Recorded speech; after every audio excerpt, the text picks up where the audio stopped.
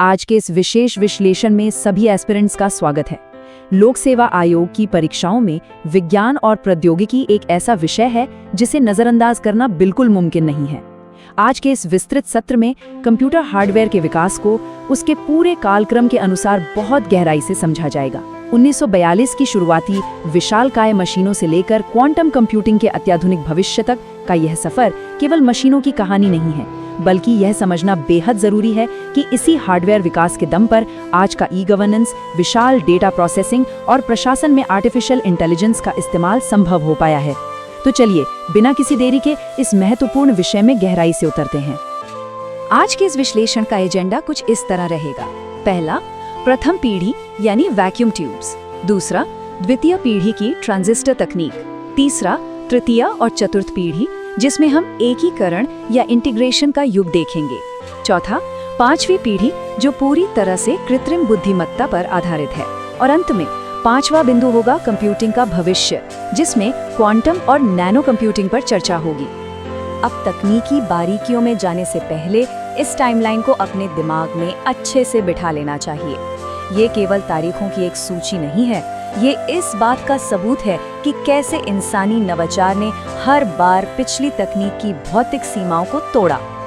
हर नया युग दरअसल पिछली पीढ़ी की कमियों जैसे अत्यधिक गर्मी, बहुत ज्यादा बिजली की खपत या धीमी प्रोसेसिंग को खत्म करने का एक सफल प्रयास था।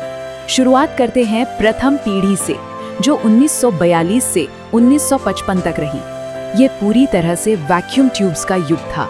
प्रारंभिक कंप्यूटिंग पूरी तरह से इन्हीं वैक्यूम ट्यूब्स पर निर्भर थी।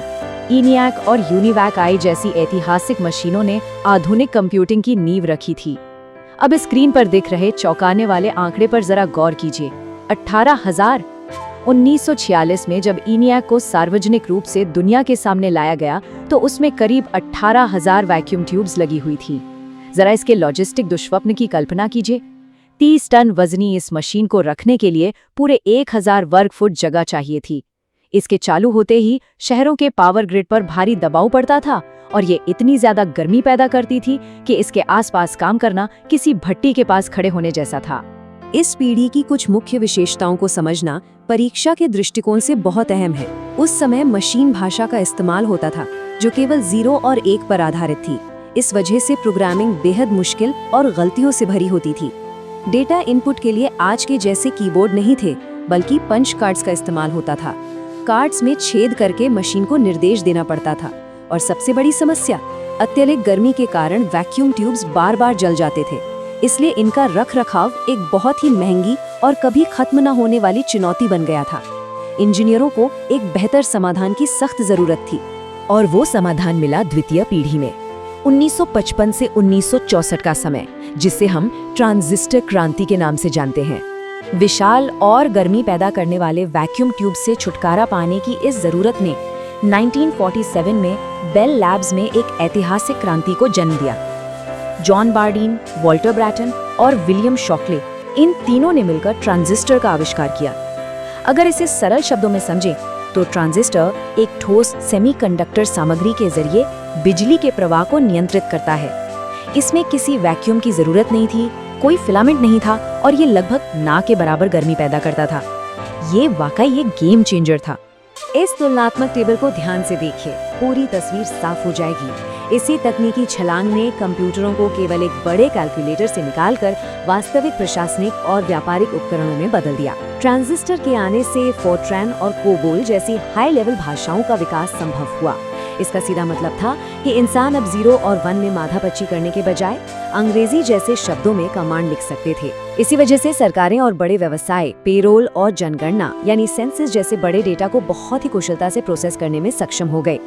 बेशक जैसे जैसे प्रोसेसिंग की रफ्तार तेज हुई, मेमोरी को भी उसके साथ कदम से कदम मिलाकर चलना था। प्रथम पीढ़ी के विशाल घूमने वाले मैग्नेटिक ड्रम से हटकर दूसरी पीढ़ी में छोटे मैग्नेटिक कोर का इस्तेमाल शुरू हुआ। ये डेटा स्टोर करने वाले छोटे धात्विक छल्ले थे, जिससे भौतिक रूप से घूमने वाले पुर्जे काफी कम हो गए। इसका नतीजा क्या हुआ? डेटा तक पहुंचने का समय काफी तेज हो गया और सरकारी या प्रशासनिक डेटा को स्टोर करने की विश्वसनीयता पहले के मुकाबले कई गुना बढ़ गई। अब प्रवेश करते हैं तृतीय पीढ़ी में। यह इंटीग्रेटेड सर्किट्स या आईसीज का महत्वपूर्ण युग था। भले ही ट्रांजिस्टर छोटे थे, लेकिन हजारों अलग अलग ट्रांजिस्टरों को तारों के जरिए एक साथ जोड़ने का काम अभी भी बहुत जटिल था। इसका समाधान उन्हें एक ही सिलिकॉन चिप पर इंटीग्रेट करके यानी जोड़कर निकाला गया। इस युग में पहले एसएसआई स्मॉल स्केल इंटीग्रेशन, फिर एमएसआई मीडियम स्केल और अंततः एलएसआई लार्ज स्केल इंटीग्रेशन देखने को मिला। अब एक ही चिप पर हजारों ट्रांजिस्टर लगाए जा सकते थे। IBM सिस्टम 360 जैसी मशीनें इसी दौर की देन है, जिन्होंने टाइम शेयरिंग की शुरुआत की, यानी एक ही समय में अलग अलग टर्मिनलों पर बैठे कई लोग एक मुख्य कंप्यूटर की शक्ति का एक साथ इस्तेमाल कर सकते थे। यहाँ तकनीकी इतिहास से जुड़ा एक बहुत ही आम मिथक दूर करना जरूरी है, जो अक्सर परीक्षाओं में भ्रम पैदा करता है। कई बार ये मान लिया जाता है कि नोबेल पुरस्कार विजेता जैक किल्बी ने अकेले ही आईसी का आविष्कार किया था, लेकिन सच्चाई ये है कि रिसर्च और डेवलपमेंट में बड़ी सफलताएं शायद ही कभी किसी एक व्यक्ति का काम होती हैं। रॉबर्ट नॉइस ने स्वतंत्र रूप से एक ऐसा सिलिकॉन आधारित दृष्टिकोण विकसित किया था, जिसने वास्तव में आईसी को बड़े पैमाने पर बनाना व्यवहारिक और संभव बनाया। इसलिए इन दोनों को ही सह आविष्कारक माना जाता है। इंटीग्रेटेड सर्किट्स की बात हो और मूर के नियम की चर्चा न हो, ऐसा तो हो ही नहीं सकता।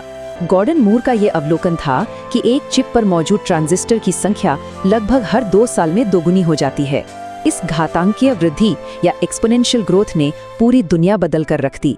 इसी नियम की वजह से कंप्यूटिंग शक्ति लगातार सस्ती, बहुत ज्यादा तेज और आकार में छोटी होती चली गई। ये मूर के नियम का ही कमाल है कि कभी एक पूरे कमरे को घेरने वाले कंप्यूटर आज सिकुड़कर इतने शक्तिशाली स्मार्टफोन बन चुके हैं जो आसानी से हमारी जेब में समा जाते हैं।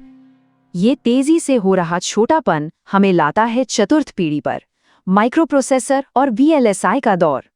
इस दौर की सबसे बड़ी क्रांति थी माइक्रोप्रोसेसर का आविष्कार। CPU के सभी जरूरी कामों को एक सिंगल चिप पर रख दिया गया। ये सब VLSI यानी वेरी लार्ज स्केल इंटीग्रेशन से मुमकिन हुआ, जिसने एक छोटी सी सतह पर लाखों ट्रांजिस्टर पैक कर दिए। इससे लागत इतनी गिर गई कि पर्सनल कंप्यूटर नाम की क्रांति शुरू हो गई। इसके अलावा GUI यानी ग्राफिकल यूजर इंटरफेस के आने से तो तकनीक का जैसे लोकतंत्रीकरण ही हो गया।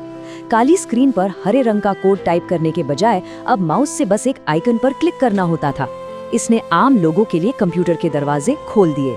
चलिए अब आगे बढ़ते हैं 5वीं पीढ़ी की ओर। यह पूरी तरह से AI आधारित कंप्यूटिंग का दौर है। ये पीढ़ी पिछली सभी पीढ़ियों से बिल्कुल अलग है। क्यों? क्योंकि अब पूरा ध्यान इस बात पर नहीं है कि कंप्यूटर किस हार्डवेयर से बना है, बल्कि इस पर है कि वो क्या कर सकता है। पैरेलल प्रोसेसिंग और GPUs ने मिलकर आर्टिफिशियल इंटेलिजेंस की असली नींव रखी है। इसके बेहतरीन उदाहरणों में से एक है नेचुरल लैंग्वेज प्रोसेसिंग या NLP, जो मशीनों को हमारी और आपकी इंसानी भाषा समझने के काबिल बनाता है, जैसे कि हमारे फोन्स में मौजूद वर्चुअल असिस्टेंट। साथ ही एक्सपर्ट सिस्टम्स भी हैं जो मौसम के पैटर्न की सटीक भविष्यवाणी करने या फिर आपदा प्रबंधन जैसी जटिल समस्याओं को सुलझाने के लिए इस्तेमाल किए जा रहे हैं।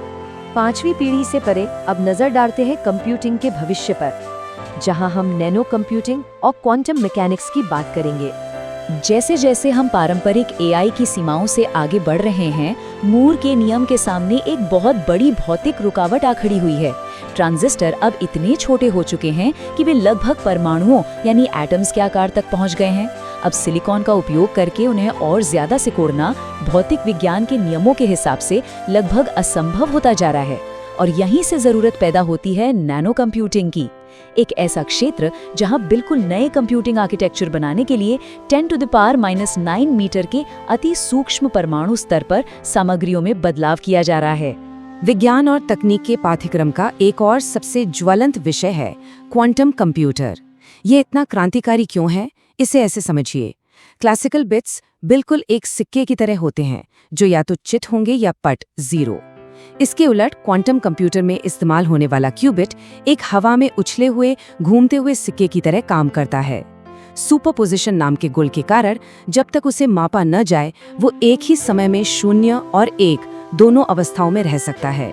और जब इसमें एंटेंगलमेंट जुड़ जाता है, जहां क्यूबिट्स आपस में जुड़कर दूरी की परवाह किए बिना एक दूसरे को तुरंत प्रभावित करते हैं, तो डेटा को प्रोसेस करने की क्षमता हमारी कल्पना से भी परे चली जाती है। हालांकि यहाँ एक बात बिल्कुल स्पष्ट होनी चाहिए, क्वांटम कंप्यूटर रोजमर्रा के काम जैसे ईमेल भेजना या YouTube देखना इन सब के लिए हमारे सामान्य यानी क्लासिकल कंप्यूटर की जगह नहीं लेने वाले हैं। इनकी असली ताकत अत्यंत विशिष्ट और जटिल गणितीय एल्गोरिदम को हल करने में छिपी है। जरा सोचिए, राष्ट्रीय सुरक्षा के लिए सबसे जटिल क्रिप्टोग्राफी को क्रैक करना हो, कृषि के लिए अति सटीक मौसम की मॉडलिंग करनी हो, या फिर नई जीवन रक्षक दवाओं की खोज के लिए आणविक संरचनाओं का सिमुलेशन करना हो, क्वांटम कंप्यूटर ऐसे ही जटिल कार्यों के लिए बने हैं। तो 30 टन के भीषण गर्मी पैदा करने वाले वैक्यूम ट्यूब से लेकर आज के घूमते हुए क्वांटम अवस्थाओं तक का ये सफर कोई मामूली तकनीकी चमत्कार नहीं है। ये सीधे तौर पर तय करता है कि भविष्य में डेटा सुरक्षा, ई गवर्नेंस और प्रशासन की पूरी दिशा क्या होगी। जैसे जैसे कंप्यूटिंग हार्डवेयर अपनी अगली भौतिक सीमाओं को पार करेगा, एक बहुत ही महत्वपूर्ण सवाल हमारे सामने खड़ा होगा। भविष्य की प्रशासनिक नीतियां और सरकारें इस अकल्पनीय गणना शक्ति को सुरक्षित रखने और जन कल्याण के लिए उपयोग करने के लिए खुद को कैसे तैयार करेंगी। इसी एक विचारोत्तेजक सवाल के साथ आज का ये विश्लेषण संपन्न होता है। ज्ञानवर्धन के इस सफर का हिस्सा बनने के लिए बहुत बहुत धन्यवाद।